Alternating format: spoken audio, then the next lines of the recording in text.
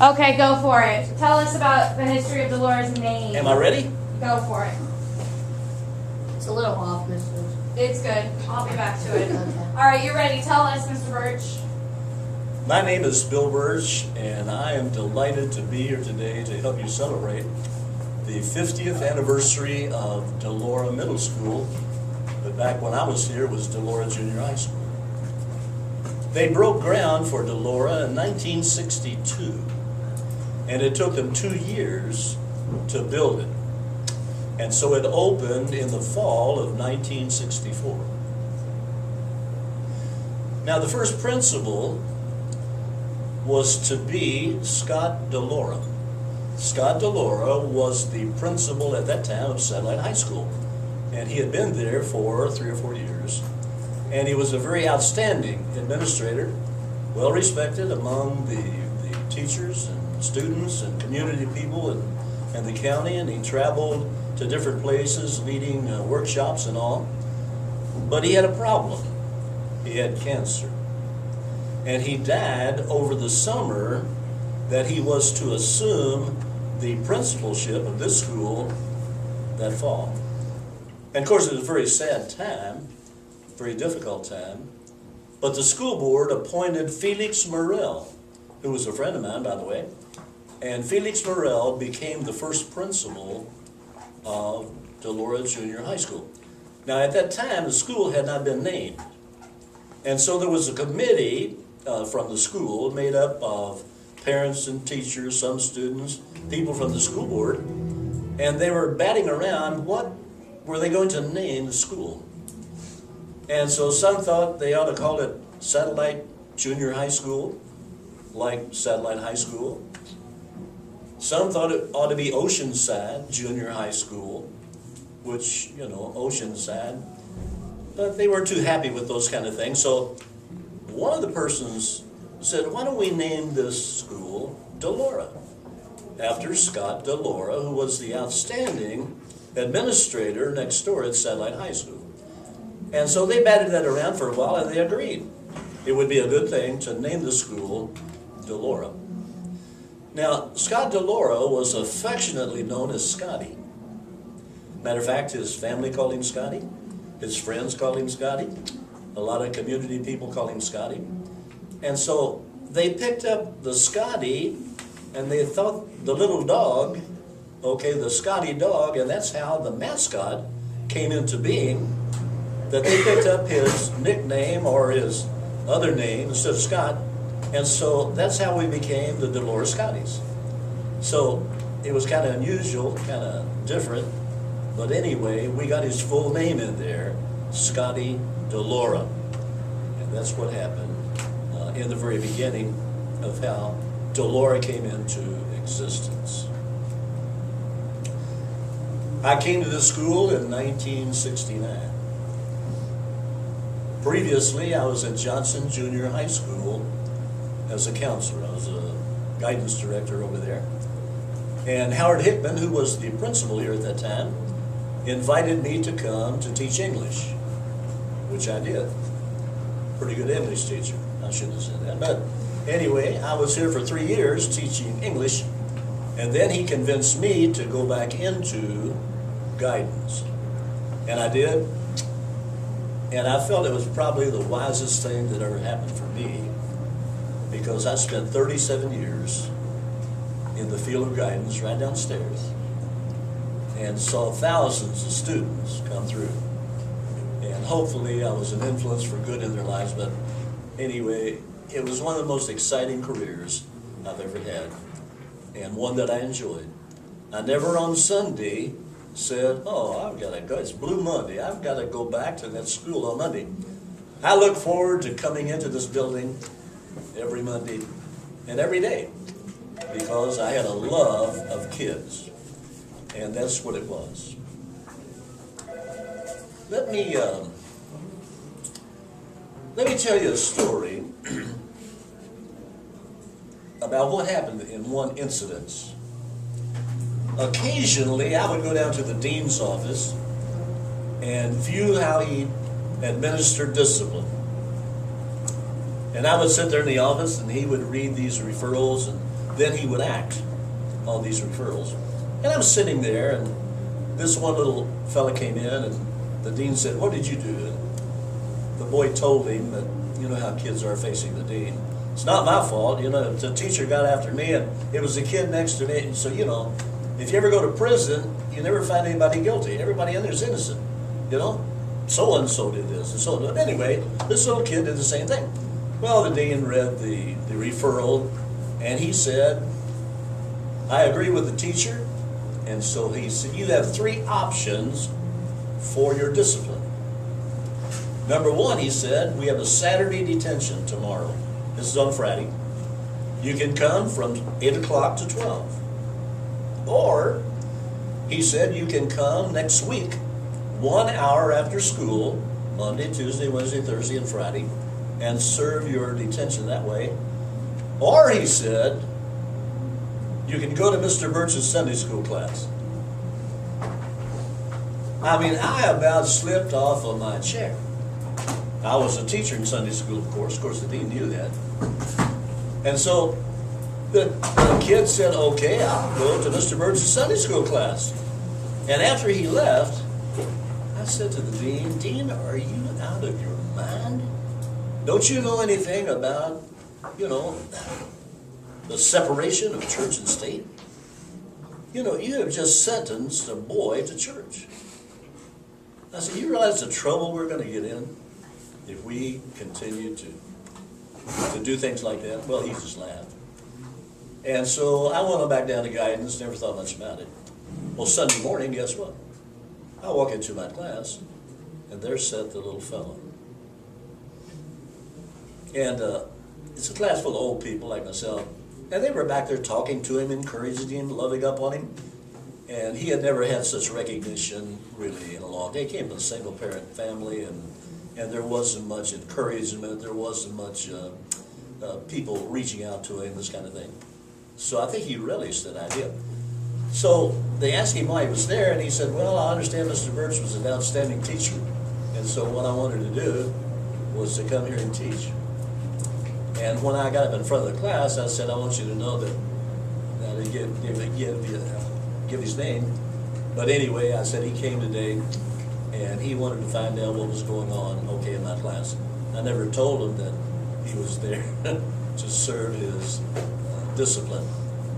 And so we had a good time, and he went on home, and next Monday, I said to the dean, he served his detention, cross him off. And do you know that that young man showed up in my class the following Sunday?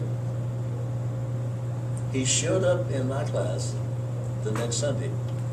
And I think it primarily not due to my teaching, but due to the fact that those people reached out to him and encouraged him and made him feel important.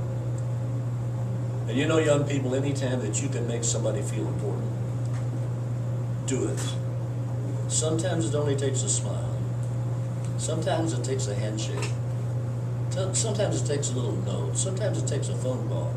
I know how you all do it. You text it. And that's so impersonal. I'm not necessarily against that, but I'd much rather see it in writing than to see it, okay, come across with electronic mail. Shall I go on? Yeah. Tell us one of your funny anecdotes. I want to hear about the Volkswagen.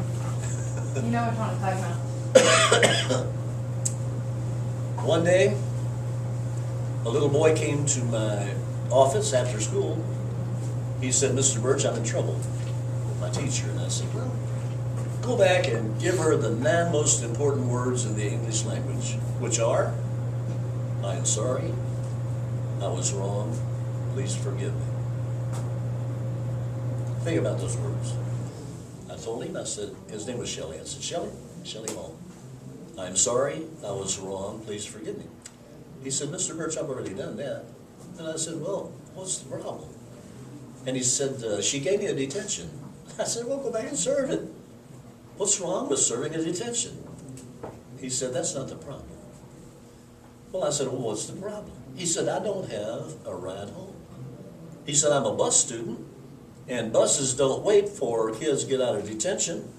They take off at a certain time. I don't have a way to get home. Would you take me?" I said, "Well, sure, I'll take you." I said, I'm gonna be here about an hour after school anyway. You go serve your detention and come down when you finish, and I'll run you home. He said, okay. So he served his detention. Came down to my office. I'm doing some paper filing, some of the things to conclude my day. And Shelley sits down and I get ready to go. We lock up the door and we're heading out the door. And he looks over and he said, what you driving? I said, that blue bomb sitting over there. He said, I ain't riding in that. I said, what do you mean you're not riding? I wouldn't get in that car. And I said, well, that's all I've got. You know, if I'm going to take you home, you're going to have to get in that car. He said, I ain't going. And then I began to tease him a little bit. I said, Shelley, look at it this way. It's the only car that you can get in and you can see the road out in front of you and you can see the road down here. The floorboard had rusted out. He said, I ain't riding in that. I said, Shelley, think about this. Once you push and get it started, it runs like a dream. He kept saying, I ain't getting in that car. I said, well, you know, you can turn the corner and the horn blows. Now, how many cars can you get in that when you turn the corner the horn blows? I ain't getting in that car. I said, Shelley, if you want to ride home, you're going to have to get in that car. I said, I know it doesn't look like much. I was kind of embarrassed to drive it myself, but I think the only reason it had paint on it was because the rust was holding it on. But I said, my daughter, she's embarrassed to ride in it too. And this is what she does. She gets in the back seat and she lies down, where nobody knows that she's in that car. And then I take her where she's going, and many times she doesn't want people to see her getting out of that car. I'll stop a block before where she's going and let her out of that car so nobody will see her getting out of that Volkswagen. He said, I ain't gonna ride in that car. I said, Shelley, think about it. Get in the car, lie down, nobody know you're in there. We'll drive near your home. I'll get out, make sure no one's looking. You can get out of that car, nobody knows the difference. Then you go on. He said, I ain't getting in that car. And so I tried my best to persuade that young man to get in that car, but under no circumstances was he going to ride in that car. And you know, he walked home, and he lived across the causeway, and I would say probably about 9 or 10 miles. And this was about 4:30, and it probably took him till about 9 o'clock, maybe even longer than that, to get to his home. But I thought to myself, here you are, a teacher, counselor, and you drive cars so old that even the students don't want to ride in them. So, a funny story about Shelley Hall. And I'll use his name because it's been 35 years. I don't know where he is now. Probably selling Volkswagens.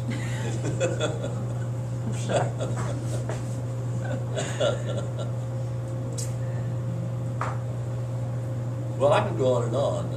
All right, let's see, what else? What does Delora mean to you? What's your fondest memory?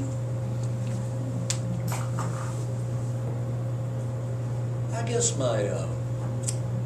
my fondest memory was around 89 or 90, and we were getting ready to go on vacation, Christmas vacation, and so we had a little party planned, the faculty did.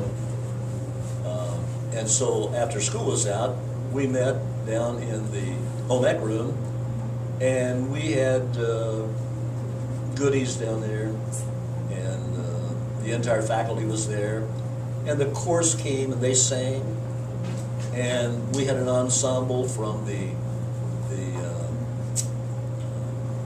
band program to come and perform Christmas music. And then they brought out this big cake. And my birthday's on Christmas Day, by the way. And so it had Happy Birthday and Merry Christmas, Bill. And I thought, what an honor, you know. So anyway, they teased me and chatted a little bit. So we cut the cake and we ate it. And the lady in charge stood up and she said, you know, Bill, we think a lot of you, but she said your birthday is on Christmas Day, and we believe that you don't get Christmas presents or birthday presents or birthday presents or Christmas presents, you know. In other words, they're all mixed together. And so she said, everybody in here, if you believe that Bill Burch should change his birthday to some other day other than Christmas, please sign this sheet. And I want you to know by the time they finished, there were 78 people that signed that sheet. All of the teachers, all the administrators, the custodians, the cafeteria workers, many of the students, and of course it took several days for them to finish, okay, having everybody who wanted to sign it. And I had laminated, and as a matter of fact, I had planned to bring it today, but it's stashed away with all of my retirement stuff. And I made a quick check, but I couldn't find it. But anyway, that was a kind of a precious moment for me, that they would honor me that way, and anyway, present me with, I've got the signatures of practically everybody, except the people who may have been absent that day. Then they may have caught up with them later, but I never did totally check it out. But I thought it was quite an honor for them to do that for me. What other questions do you guys have? Anyone have any questions? Yeah. All right, yeah, so what does Delora mean to you? Do you have an answer to that one? Well, I think from the standpoint of what Delora has been able to accomplish, and I was a contributor to that, I don't take any real glory for it, but Delora has been a top school, top 10% in the school system ever since I've been here. And sometimes in the top 5%, not only in the county, but in the state as well. So I'm proud from the standpoint of seeing how Delora has done. And then, you know, I have privy to a lot of information of kids who've come through here and have succeeded.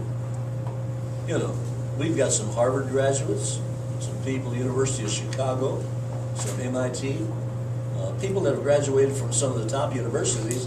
And that's not to belittle people who go to the University of Florida or University of South Florida or Ball State University where I came from. But anyway, when I see what that means to me, that I've been a part, okay, of progress. And I think when you've been a part of progress, that's very important. And I try to encourage students, I always did.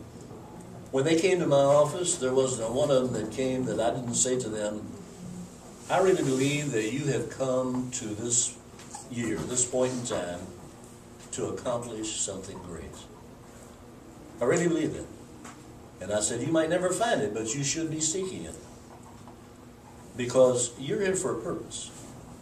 And don't you let anybody tell you anything different. And you're important. I don't care how tall you are, how short you are, how fat you are, how ugly you are, how beautiful you are, it doesn't make any difference. Okay, you are important, and I want you to know that. And I've always felt like I tried to encourage those students to be that. And so I have seen students blossom who come, and many of them come from homes where there's neglect, homes of abuse, that kind of thing, and they come through and make model citizens. And when I see that happening, it means that our teachers, and surely the parents and community people, are making a difference, okay, in those students' lives. And what a contribution that makes. But for the people that are here, for you all, and for the people that come through Delora, I want to use a cartoon character to give you a piece of advice. I want you to become like Wile E. Coyote. How many of you know Wile? Only a handful? Wile E. Coyote has been chasing the Roadrunner, okay? That coyote. Not Wile. Wile E. Coyote has been chasing the Roadrunner for over 60 years. Never caught him. But every day he gets up and with tenacity and perseverance and commitment and dedication, he said, today's the day I'm going to win. And he chases that Roadrunner, desiring to catch him. And we know that he'll never catch him. But anyway, he does that every day. He keeps everlastingly at it. So whatever your dreams are, whatever your goals are, I'm convinced that you can accomplish them if you have the tenacity, the dedication, the commitment that Wile E. Coyote has. I had a picture of him hanging in my office down in guidance. And I used to say to kids who weren't doing too well in English or math, if you pursued algebra as diligently as Wile E. pursued the Roadrunner, you'd make A's in algebra. You know, it's a matter of sticking with it and committing to it and never, never, never, never, never giving up. That's the answer to success. I agree. All right. Anything else? Anything else we're wondering? And what's his name? What's his name? Bill Burch. Mr. Burch. No. I want you to think about those 9 most important words in the English language. Let's say them together. I'm sorry. I'm sorry. I was wrong. I was wrong. Come on, gang, you're not saying it. Please forgive me. Please forgive me. Say it again. I'm There you sorry. go. I'm sorry. I was wrong. I was wrong. Please forgive me. Please forgive Now me. listen, those kind of things will get you through where nothing else is. And I used to tell the True. kids, you want to get the best of the dean? If you do, when you go in there, the dean's going to chew you out, make you feel like you're the worst kid in the world, because they don't want you to come back. And so after they chew you out, you say, Dean, I'm sorry. I was wrong. Please forgive me. Now, 9 out of 10 deans, that makes them mad, because they're not used to that. They're used to saying, well, it wasn't my fault. He did that. You know, they're used to all of these excuses and all this thing. But you can't do anything with, I'm sorry. I was wrong. Please forgive me. And then I said to the kid, after you've done that, he gets mad, and then he's going to come back at you again. And when he does, what are you going to do? You're going to say, I'm sorry. I was wrong. Please forgive me. And you wear him down, you know? And you can't argue with those kind of things. Use them with your parents. When they get after you, and of course, stop doing things that are wrong, okay? But even when you do, hey, say, Mom, look her in the eye. I'm sorry. I was wrong. Please forgive me. She'll bite her fingernails. I'm telling you what, she'll probably wind up giggling for you to say that. Now, one more thing. I'm not on film. I married Linda 29 years ago, and I met her down in Guidance. She came to Guidance to talk about her son. I said, well, you can come to Guidance and pick up a husband. Now, that's something, isn't it? But anyway, when I married her, I left her a note every morning. Dearest Linda, I love you and I always will. P.S. I'm sorry. I was wrong. Please forgive me. And they said, why did you do that? And I said, well, I'm sure along the way, I did a lot of things, okay, that I shouldn't have done, and things that I should have done, I didn't do. And so I used those with my wife. For 18 years, that was before I retired. Every morning, I wrote her that note. I ran out of paper. I even wrote it on toilet paper one time. That's all that paper I had. But anyway, I'm sorry, I was wrong, please forgive me. And I've used those words often. The 9 most important words in the English language. But I had a lot of fun. Do you have other people coming in? I do. I've got lots of other people. I mean, today. No, Right not now. today. Not today. All right. Tomorrow, I've got one of our former alumni who is studying brain He's to be a brain doctor at Johns Hopkins. Who's that? Noel Turner. He was also on American Idol. Yeah. But I find the brain doctor to be more important. How about that? So I got Noel coming in tomorrow. I already have a video from CJ Hobgood, which is hilarious. Those Hobgood boys came I've through had the door. CJ Hobgood come. He didn't show up. No, he filmed himself with his phone while he's driving. It's a really funny video, and there's like kids in the background. It's really funny, but he did it. He emailed it to Miss Harkins. I got Keith Brythopt. I've got Ron Benfield. I've got Joan and Kelly Hoover. They're all coming after break though. Yep. I'll tell you one more story if you want it. Do it. Part of my role that the principal assigned me to was to be in the cafeteria, keep kids from throwing food, not leaving their trays and that kind of thing, making kids ensure that they do not buck the line. And so a lot of things happen in there. You have about 250 kids on one side. Well, there's a lot of noise in the cafeteria. I don't know whether you all have noise there or not. Do they permit you to talk and this kind of stuff? I don't know how loud's the cafeteria. Loud. Yeah. Well, anyway, back then there's a lot of noise in the cafeteria. So when a kid would buck the line, he'd be back here, and if I'm not looking, he would run to the front of the line, jump in front of everybody. And so in the beginning, I tried to get their attention, and I couldn't, and so I cultivated a whistle. That's a smile. That's a minor one. Is that us? Is that us or is that the other lunch? Hold on. Pause. Is it 12? That's probably the first one. And we have like either 7 or 10 minutes. Because I'm not sure if it's going to ring at 12:17 or 12:20. All right, so tell us about your whistle. It's funny because Mr. Bonar has mentioned this whistle to me, and I haven't heard it yet. I don't want them to wait on me. Oh no, we've got lunch in that's not their bell. That's the lunch before this. We have either 7 or 10. I'm not sure. I'm not sure if it's going to ring at 12:17. It might. Well, anyway, I cultivated this whistle, and it was murder. I mean, it could almost burst your eardrums. But I had to do that to get attention in the cafeteria. Because if I just said, hey, son, you bucked the line, I mean, there's so much noise in it, you couldn't hear it.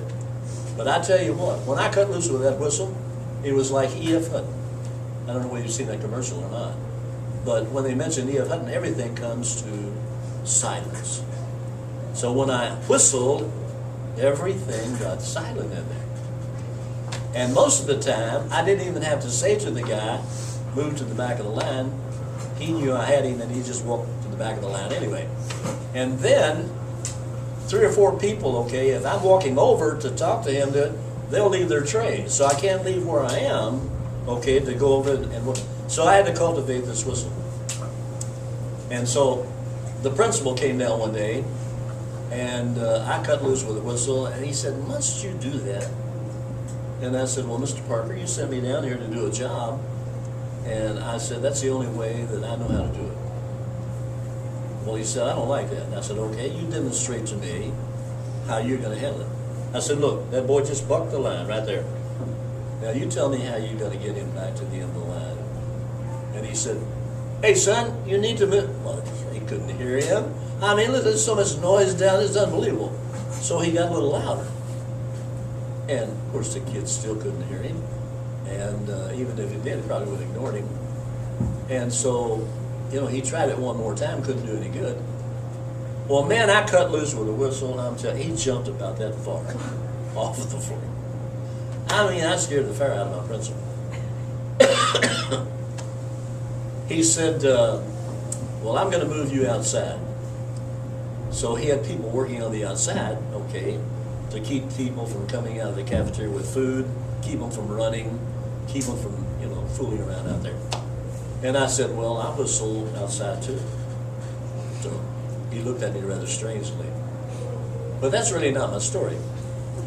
I'm outside, okay. This boy comes out, And he drops 3 pennies.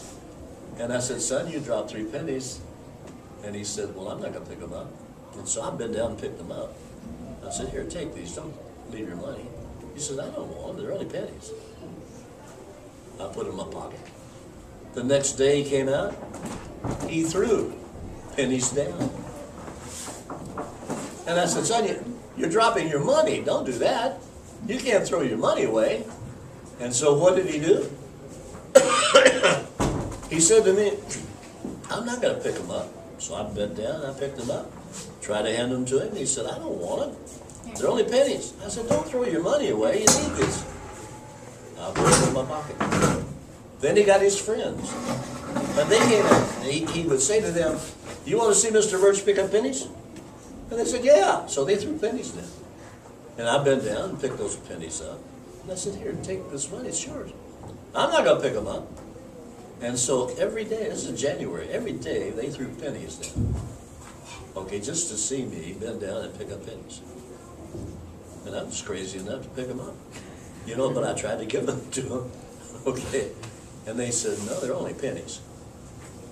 And sometimes even in the hallway, I'm standing on duty down there, keep kids from running, that kind of thing. And they'd see me and they'd throw pennies down. And I'd bend down and pick them up and said, hey, you're throwing your money away. Don't do that. But there are pennies. I don't want them. Put them in my pocket. From January to May, we got out in June, I picked up pennies. The kids got a kick out of seeing, I guess, me being humble or crazy or whatever. At the end of that time frame, I took that money and counted it. I had $38.40 cents, and I went down and bought some trousers and a couple of shirts and a tie, and thought to myself, I can't believe that these kids, and of course they had known they were going to buy me those clothes, they probably would have thrown it down there. But just another tidbit of a story that kids would do that, and I guess they thought they were getting the best of me, and I could have cared less. I'll always bend down and pick up money. So, another note of interest at Dolores Junior High School. And there were many of them. Just one other that comes to my mind. When I was here about 10 years, when people came to the school, you usually report to guidance. Okay, 90% of the people when you come in, they go to guidance, and from there, they launch into where they're going to go. So I wanted a way to ease the way that people could get to guidance. So we painted these huge footsteps in the hallway. They were yellow, the yellow footsteps. So when somebody came in, the secretary out front, I need to go to guidance, she just said, get on the yellow footsteps. And so you just followed them on back to guidance. It was down in the corner back here. And then they painted the blue footsteps that led to the dean's office. And I guess it was blue because if you went to him, you probably were feeling blue anyway. But anyway, but blue. And then I had a principal come in, doggone him anyway. He said, what are these yellow footsteps doing here? I said, that was the most ingenious thing I ever came up with. I said, it lets people know where I am, where guidance is. He said, well, that's unprofessional. We're going to paint over them. I begged him. I said, please, don't destroy something that's benefiting you. Because I said, when you paint over them, now your secretary out front, when they ask where guidance, you're going to have to say, you go down here, and you turn here, and you go over here, and it takes time for her to explain, and the person behind her is the same thing. Whereas it's so simple to say, get on the yellow footsteps, and go on down to guidance. But he painted over those footsteps and kind of destroyed one of my most remarkable ideas. Principals are good at that from time to time. Yeah, they do those things, don't they? But anyway, if you came to our school a few years ago, you got on those yellow footsteps. I do. I have to explain where guidance is all the time. I like that idea. Such is life, right? Well, it's a fast